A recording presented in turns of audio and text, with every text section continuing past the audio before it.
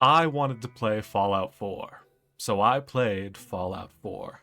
War never changed, and it was time to decide who I wanted to be. Something I've noticed about myself is that when I have the choice of playing between as a man or a woman, if I can customize them, I usually take the man, but if I can't, I usually pick the woman. Take Pokemon Fire Red and Leaf Green, for example. The girl obviously has the superior hat and is therefore my choice, but in Fallout, I like to make an old man. I named myself Grover, after the Muppet or the President. I'll let you decide. I played with my ugly ass baby, and he was so ugly that humanity decided to destroy itself. Wife gone. Think about wife. I set my game's difficulty to hard, because I'm a real gamer. I left the vault, found some new clothes, and was promptly killed by 2 blood bugs outside of Concord. You might be wondering why I'm not using the 10mm pistol here. Well, I always use guns when I play Fallout, so this time around, I was gonna play a melee build. Maybe should have waited until I had an actual weapon to do so, but I made do. I finally made it into Concord, where a group of raiders was trying to encroach on the freedoms of a group of hard-working American patriots called the Minutemen. If there's one thing Grover can't stand, it's someone trying to take away someone else's freedom. I began my epic battle with the raiders and acquired a tire iron and pair of knuckles from their corpses, only for one of the raiders to promptly beat me to death with the butt of his shotgun, despite the fact I had 2/3 of my health left. I set my difficulty back to normal and made it inside the Museum of Freedom, where I learned the shocking truth. These raiders were working with the #1 freedom takers in the game, the British. They tasted the steel of my tire iron, and I suited up in the power armor and made the sun set on the British Empire. I was making my way to Diamond City when I was promptly killed by a stray nuclear blast.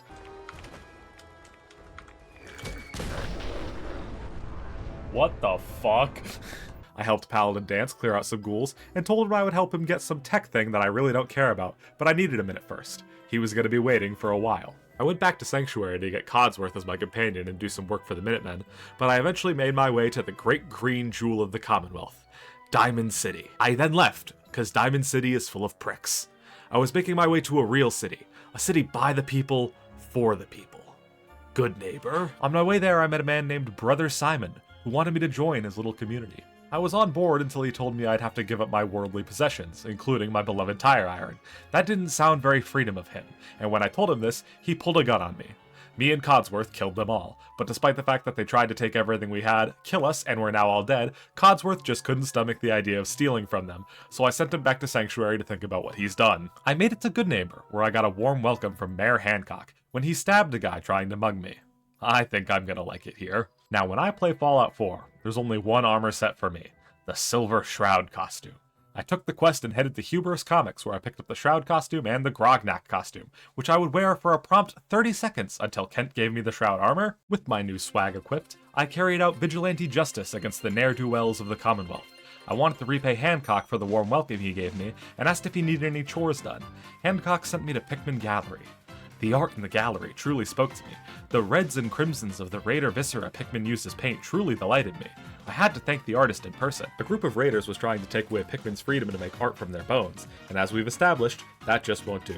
Pikmin was so happy to be saved, he gave me a little gift in the form of Pikmin's Blade, a serrated knife that dealt bleed damage. I originally planned to use the 2077 World Series bat as my main weapon for this run, but the knife seemed way better, and so Grover the Stabber was born. Me and the knife continued the crusade of justice until a raider named Sinjin got mad that I was stabbing all his guys and kidnapped Kent. I knew I couldn't save Kent alone, so I hired McCready to be my sidekick, and headed to the hospital to save Kent. The raiders inside were a piece of cake, but the guy from Victoria said being quite the pickle, as he had a gun pointed directly at Kent's head, and almost every dialogue option ends with Sinjin blowing Kent's head off. I needed Kent to live. 1, because I like him and don't want him to die, but more importantly 2, if he lives, he can upgrade the Shroud armor later. I thought a well-placed missile might kill Sinjin and save Kent, but it didn't exactly go as planned. Shroud, I want to talk with you.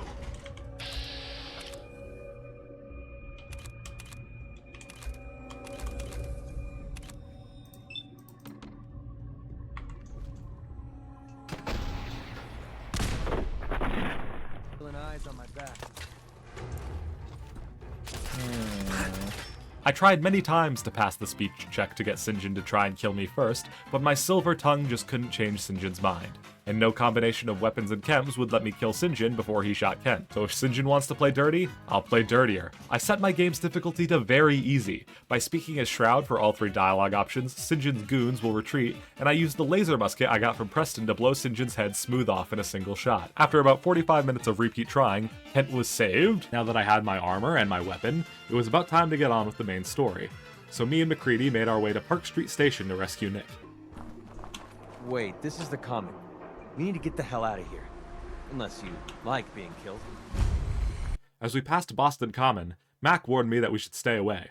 As I prepared to heed his sage advice of stay away from the giant lake monster, I remember Swan drops the furious power fist, and I wanted it. I disturbed the beast's slumber, and our epic battle began. He threw a rock at my head, and I died.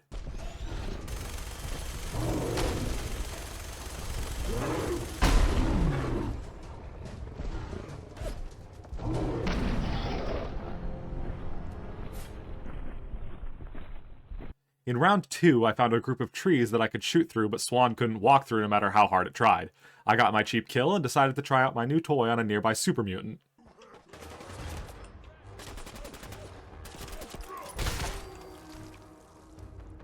Oh! The triggerman of Park Street Station didn't fare much better.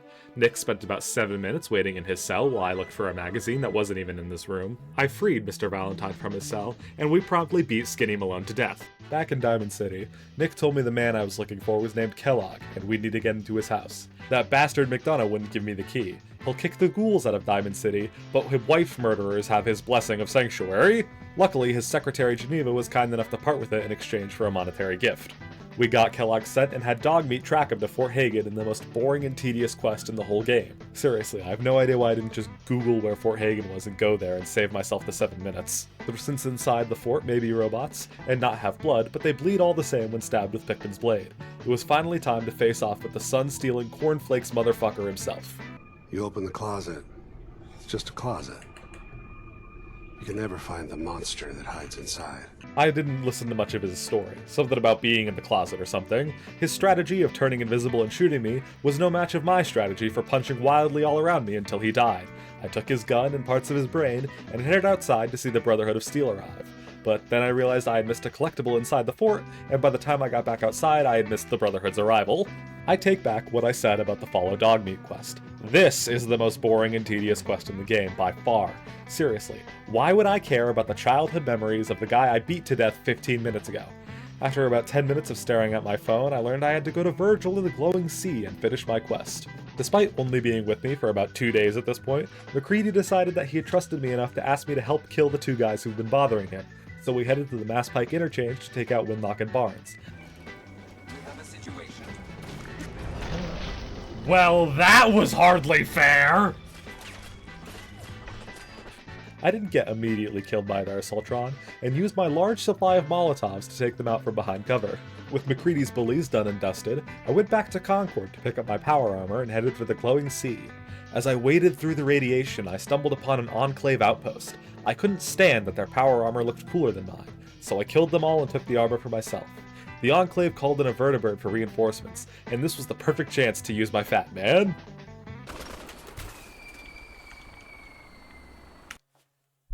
Damn it! Severely lacking in ranged weaponry, I only had one choice, to slowly gun down the vertibird with the 10mm pistol I got back in Vault 111. Eventually, I realized the Enclave corpses surrounding me had plasma weapons I could use, and that sped things right up. The local cultists pointed me to Virgil's cave, and he told me I needed to kill a courser. Luckily, killing's my business, and business is good. Now is as good a time as any to talk about my perks. I put most of my perk points into the big leagues, damage resist, life giver, and medic perks, just so I could increase my chances of not dying while also maxing out my melee damage. I also put a good few points into just increasing my stats. When it comes to the gunners inside Green Tech, there really isn't much more to say other than, I stabbed them. Okay, this one with a missile launcher did manage to take me out when I didn't know they were there, but we're moving on! Z2 told me he was here to retrieve a runaway synth, and I told him I was here to carve open his skull. If the Institute didn't want their courses to bleed out, they shouldn't have given them blood. I freed the synth, and me and Max stepped out to admire the view of the Commonwealth.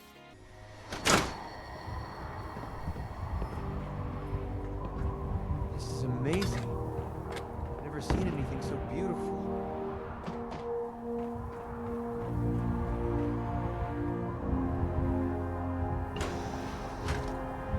It was time to follow the Freedom Trail and find the railroad.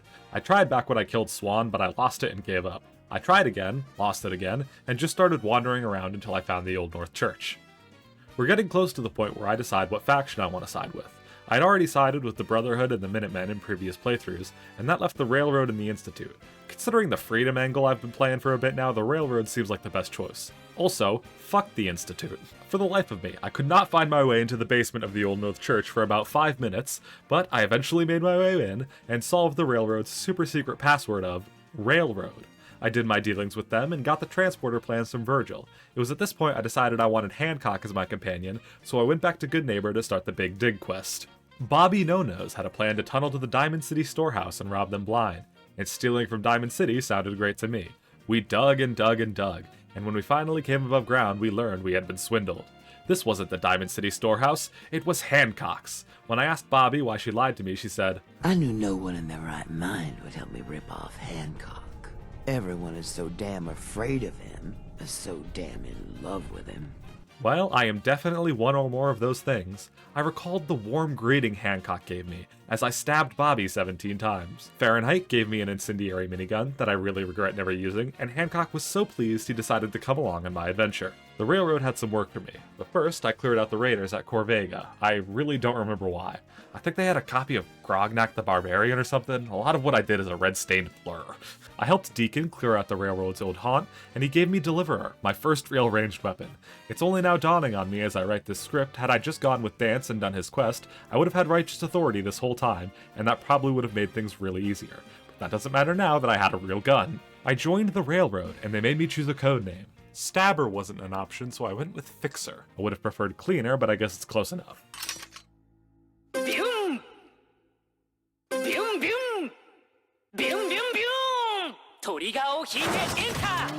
At some point I bought Tinker Tom's special. I don't exactly remember when, but the important part is I built the transporter and made it into the Institute. I met the leader of the Institute, Father, who revealed himself to be my long-lost son, Sean. Now for almost everyone watching this video, that's probably not a surprise, but if you're my mom and I'm making you watch this, I'm sure it's a pretty crazy twist. He asked me to join his little gang of basement-dwelling nerds, and I agreed, but only because a parent should humor their child once in a while. I met the various department heads of the Institute, each one less interesting than the last. I told Justin his courser wasn't shit, and that's when I learned the horrible truth. Is it true Food Supplement 77 has been discontinued? That is correct. That was my favorite one.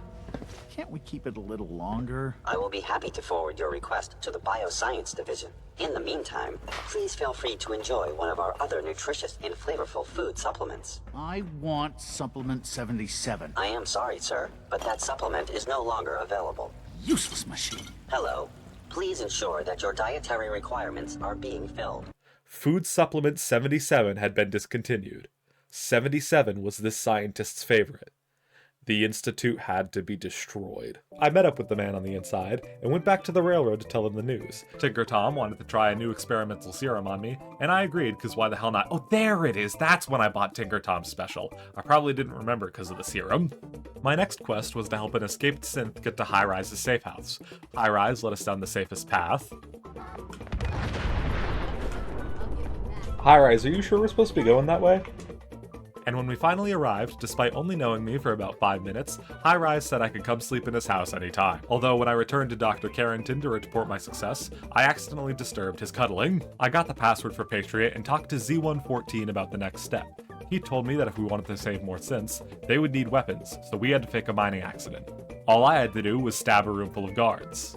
Those Institute dumbasses spent so much time making fake people and discontinuing perfectly good food supplements, they forgot to build any kind of alarm system, so the plan of walking in and stabbing everyone went off without a hitch. From there, the Underground Undercover quest just said to continue working with Father, so I started the Synth Retention quest. I played for about an hour before I realized I wasn't recording.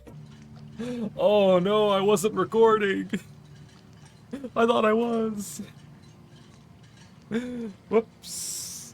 I had seen so many things that never got recorded. I saw blood bugs take down a vertebrate. I saw fire underwater. I almost drowned. Hancock was completely naked, and only one of those things was a lie. I reported my success to Sean, and he rewarded me with my own Institute quarters. As I was checking out my new place, X688 told me that Father wanted to speak with me, despite the fact that I was talking to him 30 fucking seconds ago. Father told me about the railroad, that they had been naughty and had some synths they were trying to free, but I wouldn't know anything about that. I warned the railroad about the planned Institute ambush, and it was time for the Battle of Bunker Hill. There. Caravan or raider? What? When I got to Bunker Hill, some lady immediately started shouting at me.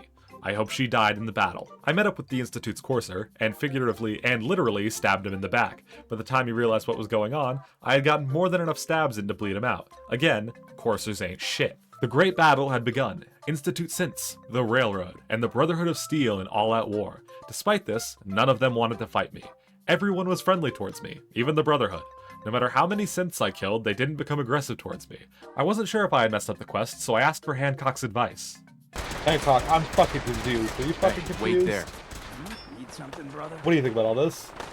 Your thoughts? Made it another day. Guess we did something right. You think we did something right? That's all for now. Yeah, sure. Okay. With Hancock's blessing, I just decided to move on. I decided to continue with the Institute quests, because that's what it told me to do. Father called a board meeting where he announced he was dying. That's what happens when you spend all your time making artificial humans and discontinuing Food Supplement 77 instead of curing cancer or building alarms. Dumbasses. In a bout of reverse nepotism, Father named me, the guy he's known less than a week, his successor, and I was off to get the beryllium agitator from Mass Fusion. The Brotherhood of Steel put up a good fight by crashing a vertibird directly into my head, but it didn't stop me from getting the agitator, and Hancock decided now was a good time to tell me more of his life story. So, seems you know how to hold your own. I had my doubts when we first hit the road. I think I ever doubted. Hancock, we're kind of in the middle of something. This was my first time doing the Railroad or Institute quest lines, and I was getting further and further down the Institute line, worried I had broken the game. But as I became acting director, I was given a choice. I could kill Desdemona or warn her that the Brotherhood was on the way. In the name of freedom, I sided with the Railroad, and the Brotherhood attacked. The Brotherhood Knights had laser miniguns, which are kind of the Rock to the stabbing's scissors. Luckily, I had collected more than enough grenades and stim packs to clean things up. It was time to strike back against the Brotherhood. We commandeered a vertibird and flew it up to the Pridwin. Deacon got me a Brotherhood uniform so I could sneak on and plant the bombs undetected. Remember, keep that Brotherhood uniform on. Otherwise, it's going to be the shortest infiltration in history. Yeah, I mean, who would be stupid enough to take on the entire Brotherhood of Steel dressed as Batman with nothing but a knife and a chem-addicted ghoul?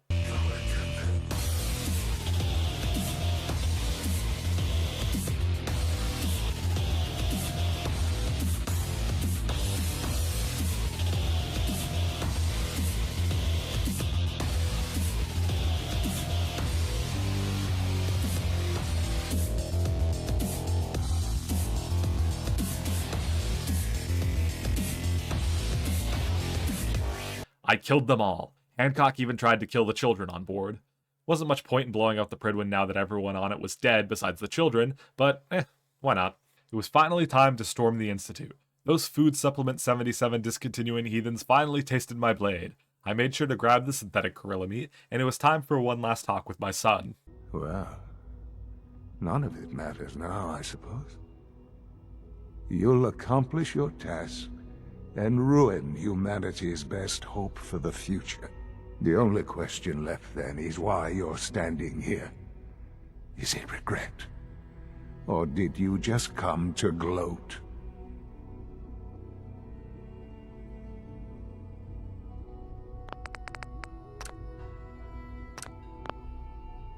Sean, if you help me, fewer people will die. Will you? I'll have no hand in what...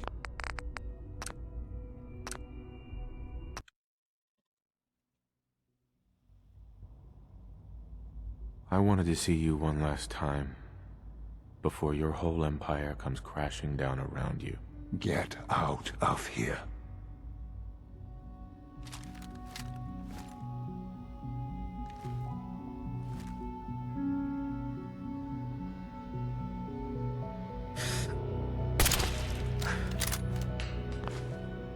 I armed the bomb, we got the hell out of there, and blew the Institute to hell where it belongs. War never changes.